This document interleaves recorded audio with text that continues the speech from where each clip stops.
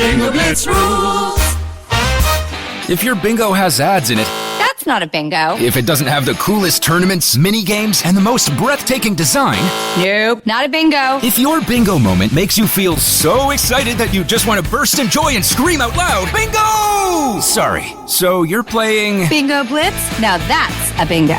Go for a world of excitement with Bingo Blitz, the #1 free bingo game. Download Bingo Blitz and play for free. Now that's a bingo. Being a marketer's no sweat. You just have to manage dozens of channels, launch hundreds of campaigns, score thousands of leads, and okay, fine. It's a lot of sweat. Unless you have HubSpot's AI-powered marketing tools to help you do all that and more. Get started at HubSpot.com/marketers. What's up, everyone? It's Noah Daniels. Hey y'all, I'm JJ. Hey guys, it's Kat. And we're your hosts of the Real Hauntings podcast, where we bring on guests who share their first-hand encounter ghost stories and supernatural experiences. Now on to the trailer. I've been warned to not tell this story, but I think because of the way it ends, it's okay to tell this story, because some people say that with certain entities, to like speak of them or talk about them or in any way like portray them as powerful will attract them to other people. The creepiest thing about it to me is a lot of times it would wait for me to notice it. Like, it would just lay its arm out like this, and then I'd be like, where is it? Where is it? And then I'd see it, and then it would just slither back. For more information on the Real Hauntings, Real Ghost Stories podcast, make sure you check out Real.fm to learn more about our podcast and many other amazing podcasts.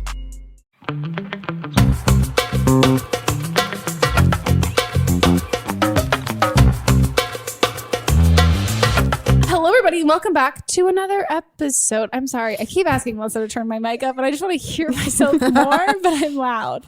Okay. I'll be quieter. I just need to No, just be you, and I'll just adjust here. Thanks so much. I'll just keep doing me. Weird segue before we get into introducing this. Someone tweeted that they were like, comments when people say like, be yourself, don't ever change, like are so weird, because like I've never written on a to-do list like, change, don't be yourself. I was like, it's true. Like it is a very weird comment. It's like, hey, don't ever change. I was like, well, I wasn't planning on it, but thanks for the reinforcement. I wasn't gonna just fully change my life. Okay, well, that adorable giggle, guys, is our guest, Lisa Schwartz. Oh, hi. She's here. This is Blondes on the Couch. Blondes on the couch. Doing things, being blonde on the couch. I'm thinking lots of jingles today. Everything needs a song. We should get. We shouldn't get this because I would enjoy it too much. One of those little soundboards, and I just get to like. Oh God, no, we should Melissa's not like, get that. Nope. We actually don't have enough inputs here. No, true facts. fine. So, Okay. so we wouldn't be able to It's do it. true. I would be Thank like, God. yeah. I don't take my Adderall and you give me a soundboard. It's like when you like the keyboards and you could change it to be like the what are the I want to call them like the Webbings version, like the fonts that aren't real letters. That's what it is. Or wing. I have no idea what you guys are talking about. You know how like when you go to It's type like not the slightest clue. I was trying to like. To be fair, I just compared it to something else that I didn't accurately talk about. Like I'm like, that thing that's like, and I didn't explain. Yeah, what wingdings. I'm just That's like what it wingdings. is. You know what wingdings is? Like the fonts when you go into like you pick a font and it's like just characters. It's not real. You know those like old school like Casio keyboards. Yes. Yeah. So you know how like you could like. If you press a certain button, it would sound like, oh, Yes, But you know when they did one with like dogs and animals and things like that? I was trying to relate it back to that, but I don't know why. But that's what I was going to say. Wingdings. Wingdings. What a weird fucking word. Oh, guys, wow. Terrible intro. But welcome to the podcast. Or the best. Yeah, it really describes who we are and what we do here very accurately. Wingdings. Sounds like a wing shop. Like a like Wingstop. Wingdings. Yeah, and like souvenirs too, like a park gas station souvenirs on the roads, like side of the road. Like, oh, come to Wingdings, get your ding dongs and drinks. Knickknacks and And your bing bangs. Oh, guys. Well, this is an advice podcast, clearly. So And you should really listen to us. please, we're really smart. Qualified. Wingdings. And if you guys want to call in and be on an upcoming episode, the phone number is 310-694-0976. And international listeners, you can email us an audio file at meghanpodcast@gmail.com. And we were talking about this. You haven't been on since it's been at my house. That's right. And You're still giving out. You still have advice to give. I do. I'm impressed. constantly be like, "This is let me my wisdom. I can give it to you." But I clearly, no offense, other guests, I never fucking remember the questions from other people's episodes except for the one with Lily, with like the girl who had sex with both the brothers. Three, not both. Oh Three. yeah, 3 brothers. Oh hell yeah! She's amazing. But I don't remember the specific question, but I remember yours accidentally was really dark. It was a dark episode. Yeah, and it was like, it felt like a 4-hour like event, and afterwards we're like, it drained. was so. It's not usually so dark. Now I think now we select like more mature calls. Yeah, and also if we do a sad one, we'll just do one. But I think with yours, we're like, Lisa can handle it. Yeah. Which, I mean, there's definitely like probably some dark ones here now too. But also when we were when she was on the first time, it was when we were doing a lot more lighter calls. You know, so in comparison, it was darker, a lot darker. Okay, so it might still be just as dark, but we're just used to it now. Yeah. Well, I'll send you my therapy bill. Yeah, after. perfect, great. We love therapy here. We're big fans. A therapist listens to our podcast. Really? Yeah. We found out that last What episode. do they think? They said it's great. Yeah. That's all they said. Guys, but that's I think, amazing. Yeah, it would have been awkward if they were like, this is not. Yeah, she called in and did a callback, and she was like, from a therapist perspective, and I fangirled like if it was someone told me that like George Clooney listened to the podcast. Like, a therapist, a real life therapist. That's awesome. Yeah, I feel really good about it. I feel good for you. I don't have a segue. Hi, Megan. I'm 31, so I'm a mom, and my question is very, very, I think, juicy. And also very kind of like, I don't know, weird. But I'm a very progressive mother, and I talk to my daughter about masturbation, sex, and whatnot, and, you know, like the proper terms and stuff like that. And my daughter is only 7. So the question is, our house is the hub of the neighborhood, so all of her best friends go to our house and stuff like that. So my question is, I caught one of her best friends humping a pillow, and upon seeing that, I was like, oh, please don't do that. I just washed my pillow, and it's going to lose its shape, so please stop doing that. And then brushed it off, and she stopped doing it. But it happened a couple of times, and I am super, I don't know, weirded out about it.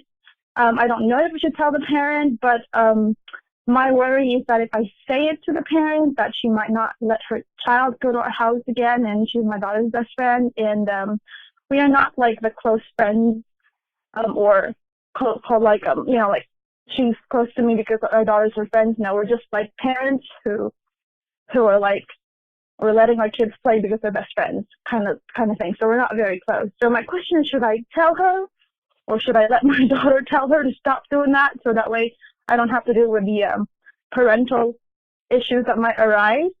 But my concern is that she can't keep doing that to my house, and my concern is that hopefully she's not doing it in other people's house, because our home is not just the hub of the neighborhood. My daughter goes to her best friend's house, and I don't know if I should tell the parent about it. And I don't know. So I want to know your thoughts about it. And yeah. I'm just torn. Before we like get into that, when she was like, I'm 31, so I'm a mom. Yeah. I wanted to die. that hit me. That was hard. Yeah, that was harsh in so many ways. Yeah. Wow. I think it's pretty common. I mean, I went to school with a girl who I didn't. Okay, so when I say this, I don't want like the caller to think like, oh wow, people talk about it and gossip about it. There's a girl in my class who allegedly also did this that I didn't find out about until like way later, when like our like parents made like we brought this girl up in conversation. They're like, oh yeah, do you know when you were little, like blah blah blah blah blah. So as like her peer, we didn't fucking notice at all, and apparently like it was pretty obvious. But she ended up she was doing it at school, and so she ended up having like an adult, like a teaching aide, be with her to like learn, like help not do something like that. So I think like, I mean, I don't have kids, but I think it does make sense that if she's doing it at your house, that she'd probably be doing it at her own house, and probably like in other places. So part of me wants to say like her parents probably know. But at the same time, I think like it doesn't hurt to tell them, because I'm not like a child psychologist. I don't know if there's like a deeper meaning to that. For me, when I was a little kid, I had to get taken to a child psychologist because I stopped pooping, and I was like refused to poop when I was like 5. Oh, I want to know all about that. Apparently I just I was just like a highly anxious kid. And then they were like, we need to bring her to a child therapist. My parents were like, no, we're not doing that. We're just gonna give her an enema. She's gonna be fine.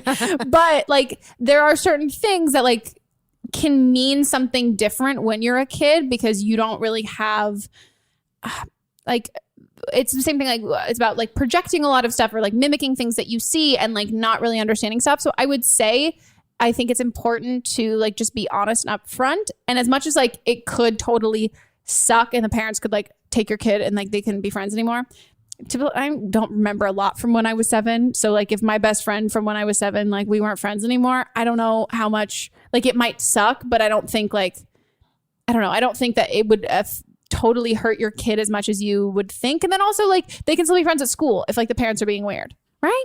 Yeah. I don't think this is like that abnormal. No, I just Googled it, and so many like parents on message boards are talking about it. I don't want to quote anything because I haven't found an expert that says anything, but there's a lot of different message boards that has this on there. Yeah, it seems like she's just like discovering her body and stuff, and she doesn't know the limits to it. And it's usually not sexual, especially as a 7-year-old. I think she should have like an open conversation with the parents, and if the parents push back, then clearly like that's their own issue that they're gonna have to work through. It's not a reflection of like that conversation. But I think it's your responsibility as a parent, if you're having a friend over, another child over that's not your child, it's not your decision to make a choice for that kid. You need to tell the parent. Yeah. I also would say, I think like, not that I'm saying you're coming from a place of judgment, and like I definitely laughed because I just wasn't expecting when you said that. But like I think we've had people on everyone explores their bodies at very different ages. Like I know people who like started masturbating, like they touching themselves when they were in elementary school and not like knowing what it was or understanding that. So people discover all that stuff, like you said, like I think it's really common. So I think if you can come at it at like a really casual way, instead of being like, sit down, we need to have a serious conversation, because you said like you're a very progressive family and all that stuff. And this is like super, super, super fucking normal. So I think the way to do it is just to be like, hey, I just like want to let you know, I don't know if you guys already know, I'm assuming you already do. I would love to know like what you guys do at your house and how I can help enforce how you like, not reprimand, but like how you deal with it and approach the subject at your home. So I'm keeping consistent with what you guys do when this happens here. And so it's not like shaming you or being like, FYI, your daughter does this and she needs to stop. It's more along the lines of being like, okay, this is totally fine. I just don't want to like get in the way of how you guys deal with this. I just like put me on the same page so like I can deal with this too. Totally. What if they don't reprimand her though? Then, I mean, does it... That changes how to go about bringing the subject up for them. If they're like, oh, we don't do anything, we just like let her do it. Yeah. It's not hurting anyone. Yeah. At all. Especially if this mom is so open. Like, if you're an open conversation about it. Yeah. I think this is super normal, and just to keep that in mind. Yeah. Like if this was your kid and this was something that you saw your kid doing and you did your research and saw how like there's no stressors, there's nothing at home that's like creating like it's not like your kid's not like killing like squirrels, like it's something that is like super normal. Just humping squirrels. Yeah, it's just humping them. And so I think like if you went to this, could just as easily and could potentially still be your kid and still doing any of this. And I think that if you are very like sex positive and talking to your daughter about all of this stuff, I think it should also translate to not just the hypothetical, like to like, oh, this is actually a thing that's happening right now. And it's not like, I mean, I definitely grew up with like a very open conversation about stuff, but it's like, but when you're old enough. And it was like, cool. So I know everything, but like, I'm not like, I don't feel comfortable talking about stuff because like, I know I'm not allowed to do like, I know what it is, but like, I'm not allowed to do this stuff. Oh, that's interesting. It was very, very fucking weird and confusing. So it's like, okay, I know all of this and we talk about it all the time, but like, it just don't act on it. So I think like practice what you preach in that sense of being progressive and open and honest. And I think it's like totally harmless. And I think also if you're super worried about it, go to your go to your pediatrician and talk to them about it and figure that out. And I think the thing here is just being aligned with the same way that if your kid was doing like, okay, let's say, okay, I don't want to use that as an example, but like the same way that like if your kid was like rolling their eyes or something, and there's something that you guys say, you're like, hey, that's very disrespectful, I wouldn't like you to do that.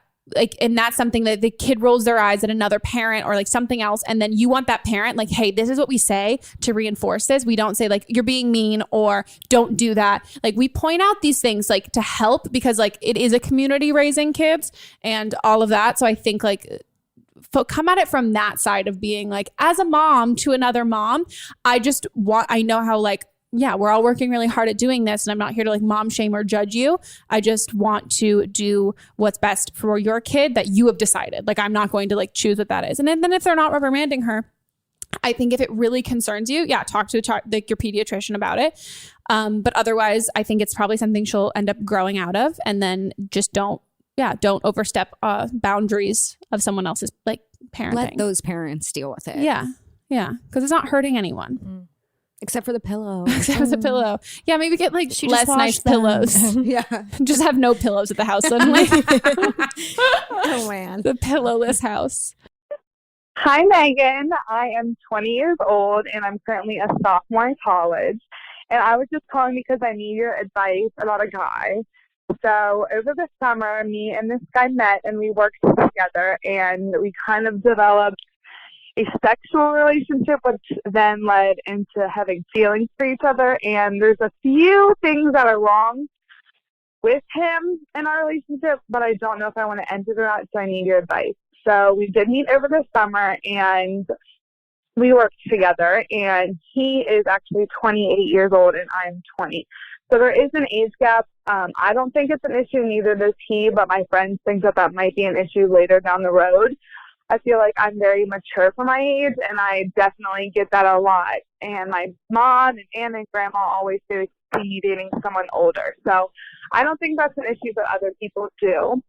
When we met over the summer, it was kind of under weird circumstances. I'm really close with my boss, who I've been working for many years, and she definitely tells me a little too much about her personal life, including her sex life. And I did find out that she had slept with this guy before, when he was like 25 and she was like 45. So like, that's a little weird for me, and like makes the whole thing kind of uncomfortable, because if I were to go back and work for her this summer when I'm home, it just would be a weird tension. And speaking of working back home, we actually live like an hour and a half apart, so that does make things like a little tricky. When I'm home for breaks and over the summer, we live like 10 minutes apart, but when I'm down here for school, we're a little bit farther apart. And on top of all this, he like kind of is like a drug dealer, like not like in like the drug cartel or like sells hard drugs, like just like your neighborhood weed dealer. But I don't really know if that's something I want in like a future relationship, like if we were to get married and have kids or something like that.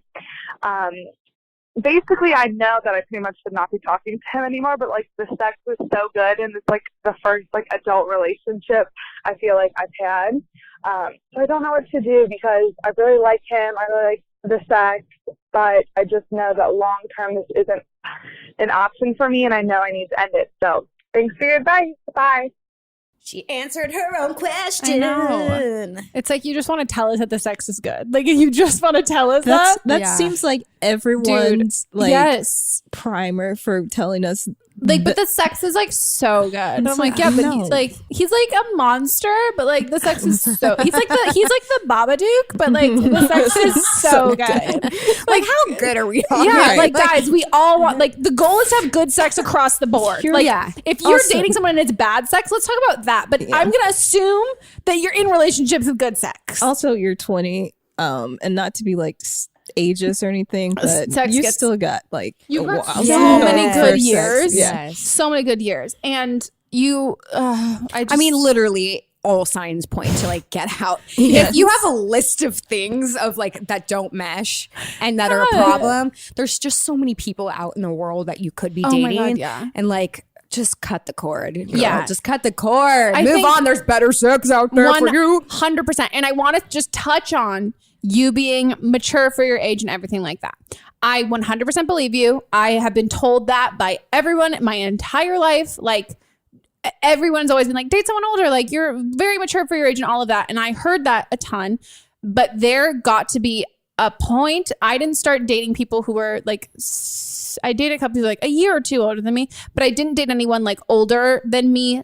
Until like older than, so okay, nothing. I like the one guy I dated in high school. He was 18 when I was like 17. That's like, I want to say like it never like bridged that jump of like underage and someone overage. But when I was like a freshman, I dated a junior in college, and it wasn't until I turned like 21 or 22 that I realized I'm like, wow, I'm super mature for my age, and that's great. But it's really, really, really gross for these guys to be into me when I'm really young. It has nothing to do with how mature you are and how great you are. I agree, but at a certain point, you like, it's not kosher for someone to be into you when you're that young. Like, I never had really questioned that. Like, I was like, oh no, I would date someone a lot older. And like, if I'm in like my, if I'm like 20 and I was on a dating app and I like kept it up to 30 and I was like, okay, yeah, that's fine. But the older I got, I was like, this says so much more about you and so much less about me. And Mats and I started dating when I was 22, and he was like, for the entire, he's like, it literally took me like 2 fucking years of being your friend and getting to know you before I was like, okay, this isn't creepy. Like, this isn't creepy, because he's 29 now. So he's 4 years older than me. I think which isn't even that bad. But even for him in his life, like his friends, he's like, I am by far the youngest person there. I'm always going to be the youngest of like friend group of anyone who like date and all of that stuff. And so for him, as being someone who was like in his 20s and was surrounded by people in his 20s, he didn't feel comfortable bringing a really young girl because like it was going to be perceived weird. So if someone who's like substantially older than you is like totally fine with that and like all of that, I think it's just like, you have to like, it's just not, it's just like gross to me, because but he's like this guy's like dating all over the spectrum. But that's what I mean. It's like this is like pretty their telling. 45-year-old boss. Yeah, it's pretty telling that he's like all over the place. Also, if you just have to continue to make excuses for your partner, then that's just that's a sign that this isn't good. Yeah. Like, there's nothing worse. And I've been in relationships where it's like, well, but he's this, but and it's just like, no, there's so many other people out in the world. And thankfully you don't have a child with this kid. I mean, you're not that far in. So I would say like, if you are mature, then get out. Yeah. And I think like great sex can be awesome.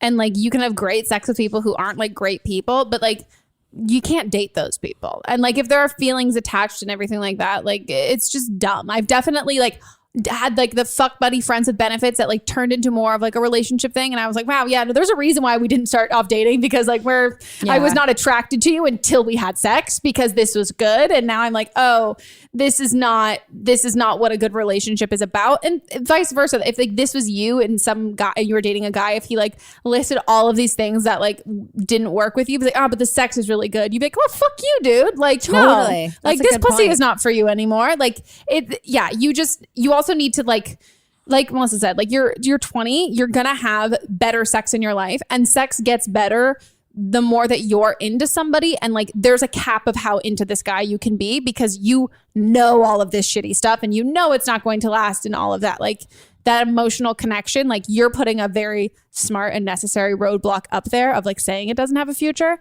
and like the sex is never gonna get better, you know?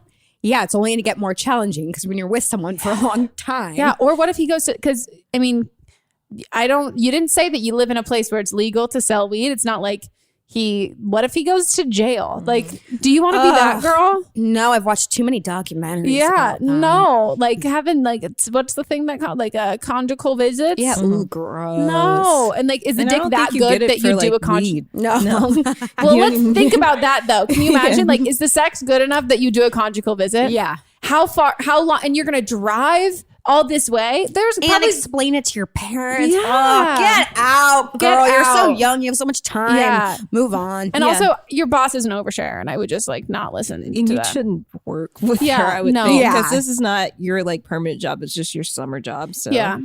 Yeah. Also, you're in college. Like, also, if you're gonna drive for the dick on your time off, not when you have school. Yeah. Like, don't drive for the dick. Also, you should be driving for the puss. And on top of that, you literally live college. You shouldn't even have to get in your car to get dick. Just walk. Walk to get the dick. Like, don't waste fucking gas on that. Like, that's just like, it is literally at your fucking fingertips, literally and figuratively. So like, yeah, I just think she knows though. Yeah. Like, you could hear it. Yeah. Sometimes and it just takes a podcast to tell you. So we're telling you, be done with this dude. Yeah. You're be smart. done with Move him. on. And also, when you get to be 28, you're going to be like, what the fuck was I doing?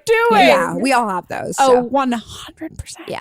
Yeah. I question that a lot. I question what I did like 3 years. No, not 3 years ago. I don't want to sound like I question why I'm with mods, but like pre him, I'm like, what was I doing? Don't you think it all leads to the next? Yeah. I mean, I think like we all have to like do like stupid shit to like realize, or not stupid. It's just learning. Yeah, no, but like to realize like what we think we want versus what we actually want, and like realize like what we care about and all of that stuff. Because like I think we like to think we know ourselves a lot more than we do, and then it's only when you think you really know yourself and like you make a decision for like that girl that you've built up in your brain, you're like, no, this is a bad idea. That's not real. That's not me. And then you're like, oh, okay, let me refigure this out. Totally. I did that a lot where I was like, must be 6'4" and like must work in finance. And then I was like, oh, they're all on coke. Okay, let me redo this in my mind. Yeah. And I'm like, finance is boring, and all of you are boring. So let me fix this again.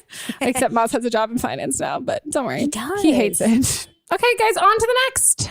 Hey, so I'm 16. I just started a new job, and I've been working there a few weeks, and there's this guy. He's about 30 years older than me. He has a wife and kids, and he first started out just touching me around the waist and hugging me and putting his face up against mine, calling me gorgeous and beautiful all the time. That kind of thing. He'd grab me up by my bra line, like when he was hugging me or things like that. Then he was intentionally bumping into me, smiling at me weird, just kind of making me uncomfortable because he was so much older than me. Then he touched my butt, and that made me super uncomfortable. And a couple of days ago, he told me that the only problem with me was that I was young enough to be his little sister, but if he was 17, then I would be kidnapped by now, but in a good way. So I don't know whether I already reported it to my boss, and he kind of just brushed it off and acted like it was my fault for not reporting him. But I don't know whether I should quit or just stick it out, because he said he was going to talk to him, but it just makes me overwhelmingly uncomfortable. So yeah, just need some advice on what to do in this situation. Thank you. Ugh. This makes me mad. I know it's probably uncomfortable, but you should tell your parents. Yeah. You should absolutely tell your parents, who will then help you. You need to contact, like, I don't know if it's a corporation but you need to contact like a higher up. Like, this is not something to take lightly. No, and it's also most certainly not the first time, because he feels comfortable doing this in his place of work. So you are not the first girl he's done this to, and you're not the last. It's also not your responsibility to be like the pioneer behind a movement to getting this guy fired publicly. But you are under 18, so your name can be redacted from anything. So anything that you like say and any people that you contact and all of that stuff, if you're afraid about like this being attached to you, it won't be, because you're under 18 and you have to give consent for that. That's good. Yeah. So I think that's like a huge part of like, like a lot of victims of like sexual assault and harassment, you don't necessarily want to be, a voice behind the movement, which is completely fine. Like, everyone's journey is like their own, but yeah, because you're under 18, that you won't be in general. Tell an adult, like, and if you're not comfortable with your parents, if there's like a school counselor or somebody, you need help. You need someone to help back you up, because obviously your boss is not taking this seriously. And you need to tell whoever you about the fact that you've told your boss and he has not done anything yet, because this guy should be in trouble. Yeah. And like,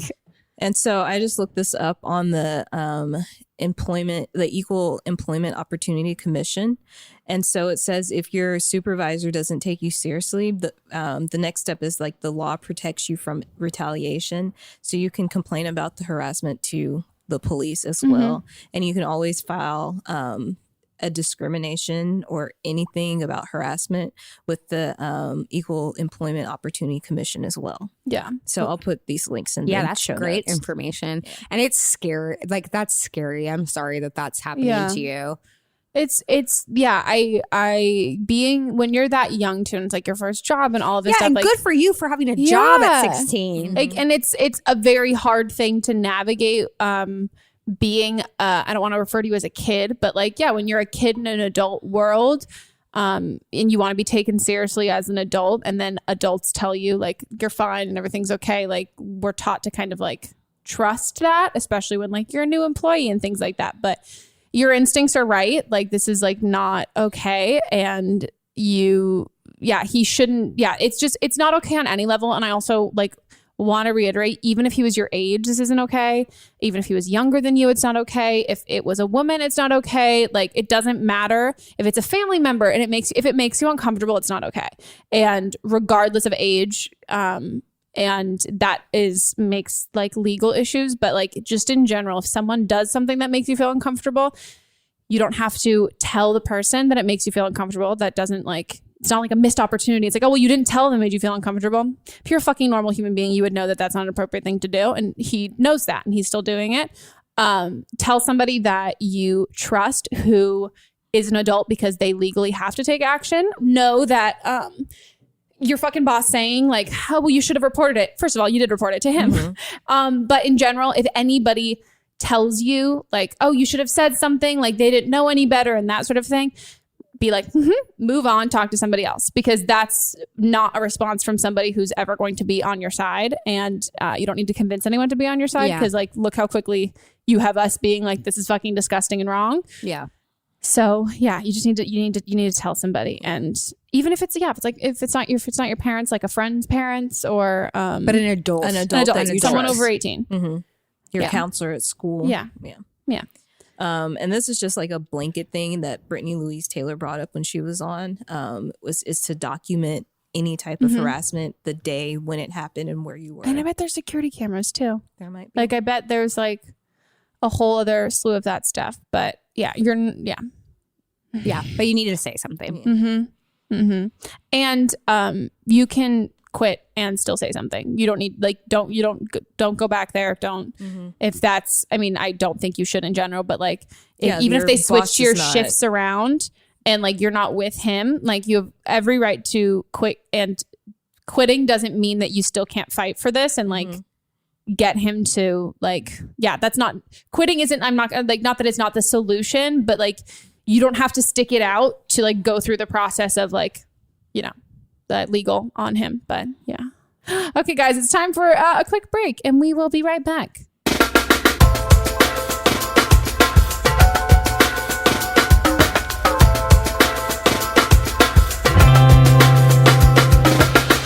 Ready? Let's go. Hi guys, I'm 20. I currently live with my boyfriend after not having the best experience with roommates, which kind of ties into my question. I am pregnant and he travels out of town for his jobs for weeks at a time, which makes our relationship much harder. I am going to go to my first prenatal appointment and I would have loved if he would have been there with me, but he can't because of work, and I asked my mother to come with me. His mom happens to live in another state. If not, I would have totally been okay with her joining me also. Anyway, he wants one of our ex-roommates, which happens to be a family member on his side, come too, if his mom can't. And he said if he can't go and this person isn't invited, then my mom can't go. I really don't want this other person to come because they made me feel really uncomfortable when we found out about the pregnancy. And honestly, just last week, right before I moved, it was just too weird and there was some tension. And since then, I was told by my boyfriend that I don't consider his people or his family, which kind of hurt because I feel like he doesn't defend me to our ex-roommates, or he takes their side for whatever reason. And I really don't want to go to this appointment alone, but I don't even know what to do with this relationship in general. I don't feel like he thinks my feelings are valid. I love him. I just don't feel like I can say anything or make any decision without him giving me some sort of attitude for it. Anyway, love your podcast. Thanks. Bye. Oh God, I like want to cry. I know, me too. Oh no. Yeah. Fuck. I know you love him, but like this is toxic and like he's controlling. Yeah, which it's emotional abuse and withholding the fact that like your mom can't come to your first prenatal appointment if his family can't go.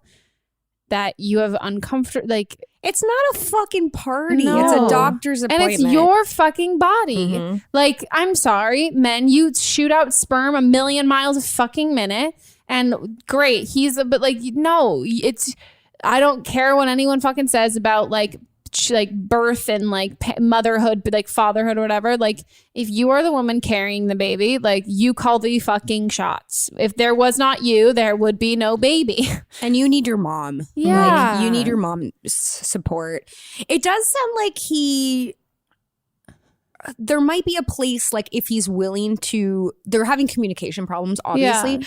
If he's willing to like go to therapy, Yeah. and like, because you are pregnant, you Yeah. are starting to build a life, and if you like want to try with that relationship, like it sounds like he's like active. Yeah. I'm trying to like, It seems like though he doesn't trust her. Like, why does he want one of his family members? Why do they have to be there? that's a very selfish, weird. Yeah. And also, if you had issues with your roommates and they also reacted badly to the pregnancy, like it's weird because he's like disassociating himself from that reaction, which is in regard to the pregnancy, as if like he has nothing to do with the pregnancy and he took their side. Yet now with the appointment, it's no longer your pregnancy, it's our pregnancy, and this is what I want with my family. Like he's selectively choosing when it's convenient for him. And like you said, it's a family member that you used to live with and he's picking their side.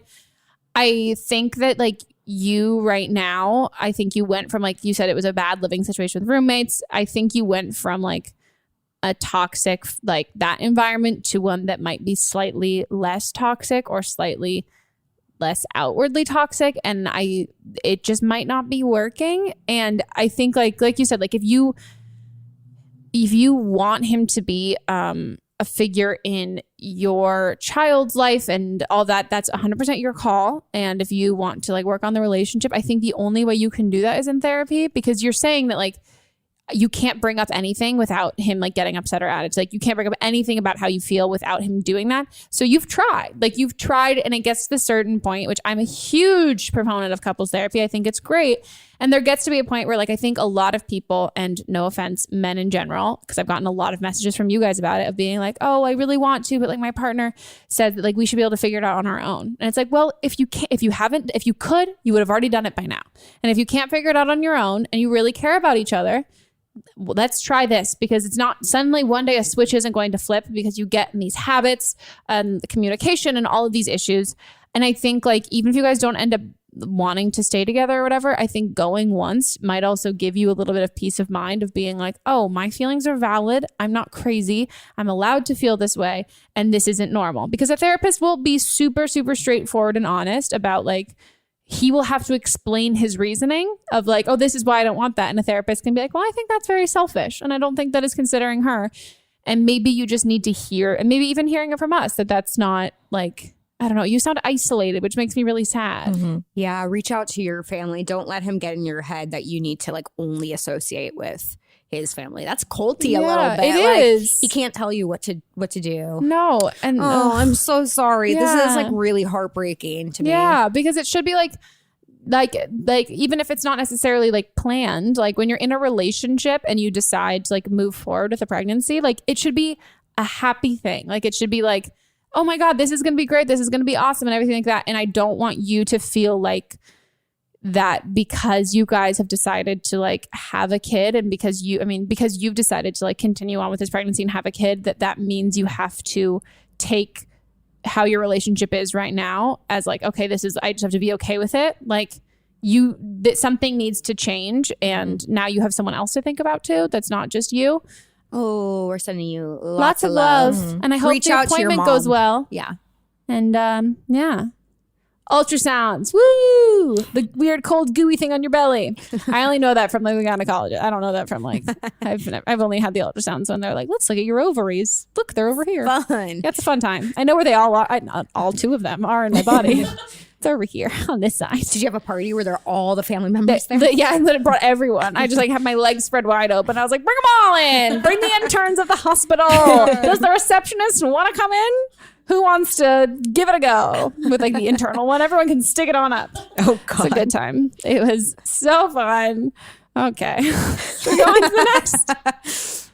Hi, Megan. I'm not going to say my real name, but we'll call me Liz. I'm just calling because I'm kind of struggling with some sexual trauma, and I do see a therapist, but it helps to talk to someone besides your therapist sometimes. So I just kind of wanted to get your opinion on how to handle this. So a little bit of a backstory. I've dealt with a lot of sexual trauma in my life because I've been really submissive, and that stems from my childhood. But basically, I've been really submissive with men, especially in high school and college, and now I'm a lot better about it. So, like, in college, I had like a situation where I was drunk and there was rape. And then when I was younger in high school, there were a couple of situations of like sexual assault. And the older I get, it seems the more I realize I've been through, because I guess I just suppressed it or didn't even really know what it was. So recently, I've thought about this guy that I know I slept with, and it was a one-time thing. And I realized that I had no recollection, even when it happened, I had no recollection the next day of what happened. I knew we had sex, but I had no recollection at all from like the last moment I remember is like drinking a beer and then the next moment waking up. So I never thought about the possibility of being drugged, but I actually watched The Bachelor, which made me think maybe that's what happened, and I don't really know how to process it or handle it because I obviously can't figure out for sure what happened. So I just wanted to see if you had any advice about how to process the situation and kind of where to go from here. So anyway, thanks for your advice. Oh, and I'm 25. You asked for the age. I'm 25. But thanks. God damn. I have no idea what to say. Well, you should be really proud of yourself. You're very self-aware, and obviously you've done a lot of work. And whoever your therapist is seems to be working with you really nicely. Like you're able to sort of step back and you know, put the pieces together of past traumas that you've had. And so for that, like, you should really give yourself some credit for doing the work, because that's hard work. Like, I think, you know, giving yourself a moment to be proud of yourself for the work you've done up to this point. Oh, you're gonna make me cry. Oh, you're gonna make. Don't you think though? Yeah. Like, I mean, we're not the experts on this, so I wouldn't know. I think continuing your therapy journey, I don't know. That's a huge discovery to be making right now. Yeah. I'm not gonna look at you, so I won't cry. I've been in a very similar situation. And I am not going to cry. I went to therapy twice this week already. I have no more tears left in me. There's always a few more down there. It's very true. And I, to be perfectly honest, also have no idea what to do. And like, it's something that when you, when you get older, and like I think especially now in like the Me Too movement and things like that, like I think a lot of women in general are having these things kind of click, and you're like, I don't think that if I slept with somebody, or I think I slept with somebody, and then the next time I see them, I have this terrible pit in my stomach. Maybe there's a reason there, and there's that stuff. So I mean, I think like something that you obviously know from therapy, and I think like I understand when you're like, well, I don't like, you want to get other people's input. The things that I've started to learn is like there are some things that like we're not going to have the answers to, and that we don't know, and all we know is our feelings, and the only thing that we can do is address those feelings. And we can't go back in time, and we can't address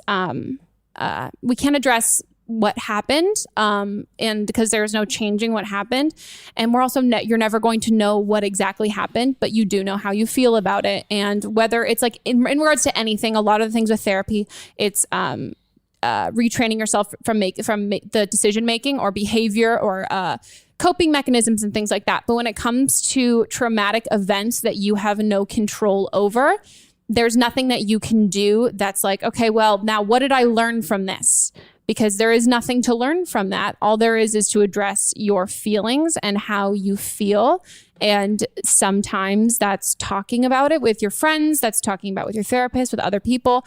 Sometimes it's support groups. Yeah. Sometimes it's time. Sometimes it's reading about the fact that this has happened to so many other people. Sometimes it's volunteering for people who have been through similar things. It's researching and reading and education about sexual trauma, and like even like if you're like interested in like what it's like, if you're interested in like what roofies are, or what are these things that like learning about stuff, knowledge is power. And I think like when you're in these situations and you don't know things, it can be incredibly frustrating because you feel totally powerless. And I think the only thing you can do from there is trust your instincts and trust how you feel, and know that like if you're in another situation where you feel uneasy about something, like go with your gut on that. And sometimes really shitty, terrible things happen, and they happen for no reason. There's no necessary lesson to be learned, and we're just hurt and upset and like frustrated and affected by it. And there isn't necessarily a silver lining. It's just something that we all, no, hopefully not all, but like that we just have to go through, and it's just something that happens. And I think that you just need to be like really kind to yourself, and like you said, like be so proud of the work that you've done in therapy, and like how self-realized you are and all of this. And that one of the things that like I've learned in therapy so much is like people, the trauma and things affect people in different ways, and your brain, especially if you're a kid or you're younger or some like the stars aren't aligned or whatever, your brain will be like, too much, they can't handle that right now, I'm putting that away. And so if these things are coming up for you now at 25, also 25, lots of things coming up in my life, it's because you are so mature and your brain is being like, you know what, she's ready for this. So know that that's what's happening, and anything that you've suppressed or any of those feelings, as much as it sucks to be like, if I suppressed it for my whole thing, I'm like, if I suppressed it for so long, why do I keep suppressing it for the rest of my life? Like, I don't want to fucking deal with it. My therapist is like, no, your brain is telling you now, like, you're ready for this. Like, think of this as like this very empowering, like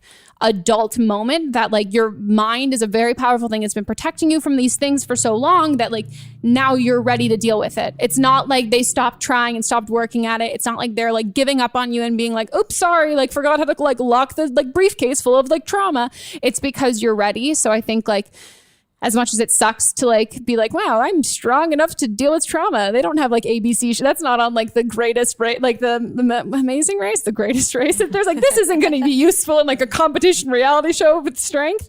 But I think it should be something that just know that like you're strong enough to handle it. And the more that you talk about it with like your therapist or whoever you want to talk about it with, I think it's incredibly sad, but also very reassuring and helpful to hear people who've had similar stories. Because I think that's now that everybody's talking about it, that's how these things stop happening. And like, that's how these things change and get better and all of that stuff. And to everybody, watch your drink at parties. It's terrible and terrifying. pour yourself your own drinks. That was like a thing that I learned after my first week of freshman year in college. And I was like, new place, cool. This is not safe. I have to do all this myself. And make sure when you talk to like your other female friends or your friends in general, that is something that you guys do for each other. I don't think I let a guy make me a drink until Mats and I started dating. That he was like, let me make you a drink. And I was like, okay, sure, you can make me. But no, at any party, I was like, no, I got this myself. Yeah, just watch, or in general, just like watch your drinks. Hand over it the whole time. Leave your house. That's what I do now. I'm just like, I don't leave my house except for therapy. It's it. But yeah, hold your hand over the drink the whole time. Yeah. And also not to scare people, but like when you go to hotel bars and things like that, be wary because there have been a lot of influx of that happening at hotels too. So just make sure you watch people pouring you stuff and giving you stuff. And if you're concerned about that, something that's like a single serve, like beer or something like that, ask for it unopened. And so this makes me really upset. But I'm so glad you're in therapy. Therapy's great. Yeah. And I think empowering is like the word that you walk away from with this. Yeah. And you shared your story with so many people now too. So this can help someone else. And you brought us both. I think this is the only time we've ever been, I've ever been like, I cried once before, but that was like unrelated. That was totally different. It was totally different. But this is the only time like we both, like two people have cried, like or gotten close related to like the call. So. Wow. Oh. Yeah, you almost made me have my third cry of the day. How mean. I'm kidding. I mean, not of the day. Third time's a charm. Of the week. I feel like I've cried with tears are not fun. But yeah, thank you for sharing that. And I hope that, like, I know that I didn't really give any like specific coping things, but hopefully it helped to even just like talk about it and know you're on the right path and you got all those tools. She's got those tools. Yeah, you've got them. And it's good to talk, like even me having a therapist, like two therapists. It's all, I understand the thing of wanting just to talk to other people who aren't them. And sometimes you want someone to like talk, because therapists don't always like talk back. They just kind of let you go. So I think like follow that instinct of like talk to your friends, like talk to anyone that it comes up that you feel comfortable and that you think it would help you in your journey to healing, which sounds like a rehab center, but it's a good thing. A really like nice one. Oh yeah, Malibu. Yeah. Mm-hmm. So now this is Don't Blame Them, and this is where listeners call in with their own advice based on like personal experience. So if we had like an episode about like threesome, someone would like, hey, I had a threesome, which so many of you have had threesomes, by the way. I'm proud of you girls. Yeah, I am missing out. I know. Me too. I'm very, if I wasn't such like a hyper crazy jealous person, like, yeah, you guys do it for me. I'm living vicariously through you. I feel so threesomes. brutal. Yeah. So what's this one about? So this one is from the episode that we had with Mott. And this girl was freaked out because her friend was getting married after only knowing a guy for 6 months. Oh, yeah. And so this is someone calling with similar experience. So this is actually a response for the episode with Mott. For the girl whose best friend is getting married after only being with the guy for 6 months. Also, sorry if my voice is raspy. I'm getting sick. But I'm 21 years old, and I actually have an extremely similar experience to this. Right out of high school when we graduated, my best friend at the time and our other best friend decided they were just going to get married. They hadn't been dating. Like, we've been friends with this guy for like a year, like crazy. They decided they were going to get married 6 months after graduation. And I expressed to her, like, I don't think this is a good idea. You guys haven't even been boyfriend and girlfriend, period. A little crazy. And what ended up happening is my best friend ended up eloping. And I went to a party to celebrate their marriage, and then I never heard from her again because she said I didn't support her marriage. So my advice is honestly just to be there for her, because the only thing that expressing your concerns is going to do is alienate the friendship. And I hope that maybe my experience can help her. Thank you. Bye. We need to find that girl and see what happens. Yeah, where is she? She probably like is still around, but she just doesn't talk to her anymore.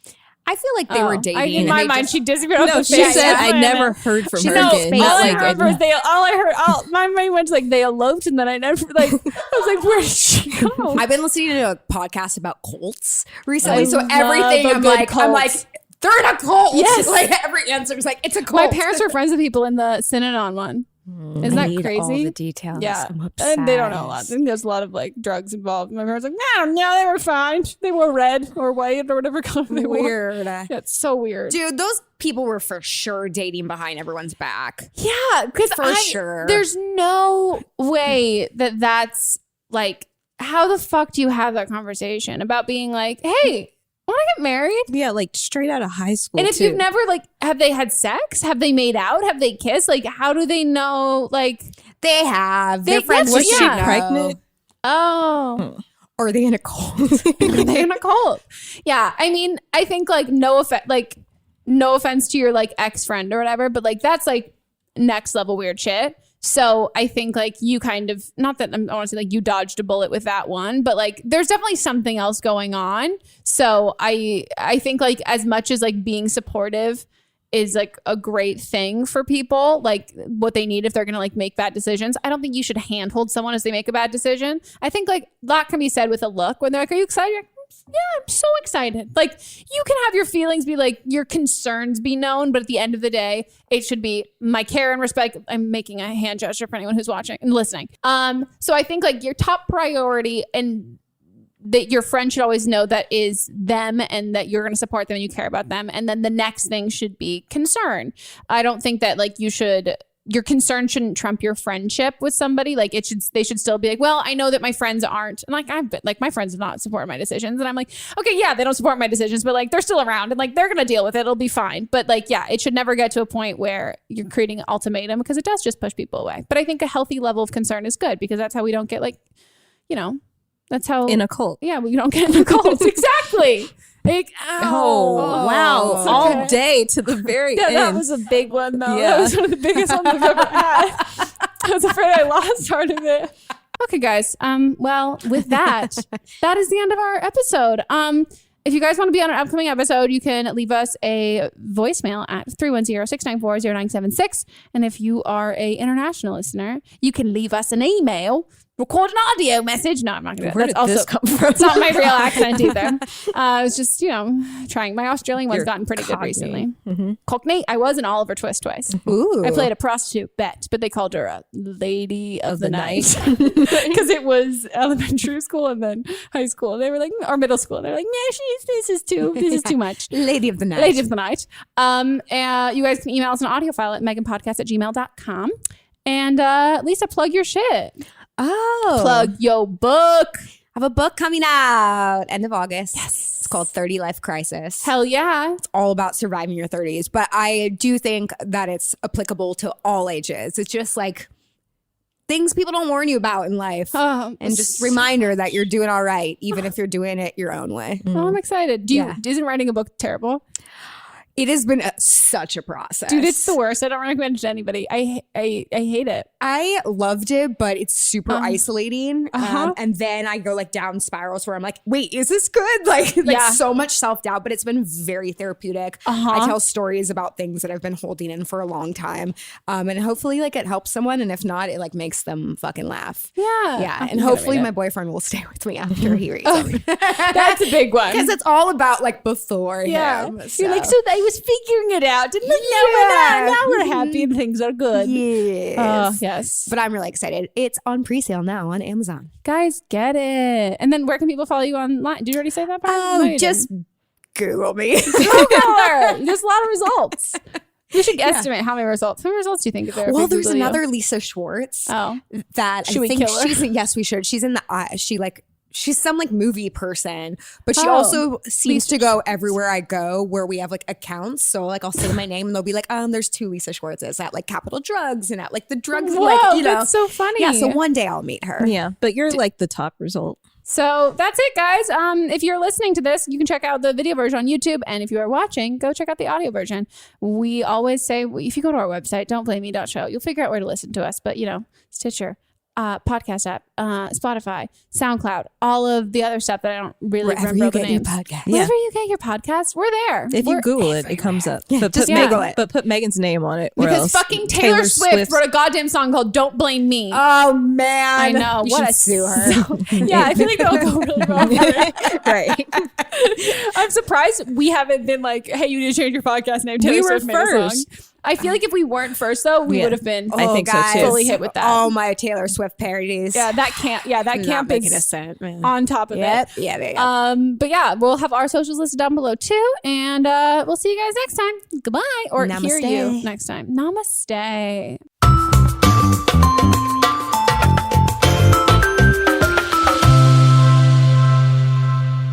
Don't Blame Me is a production by me. Executive produced by Melissa DeMonts. Camera operator Amanda Lechner. Production assistance by Julie Carley. And music by Ryan Hunter and Giacomo Picasso, part of the HerPod Network.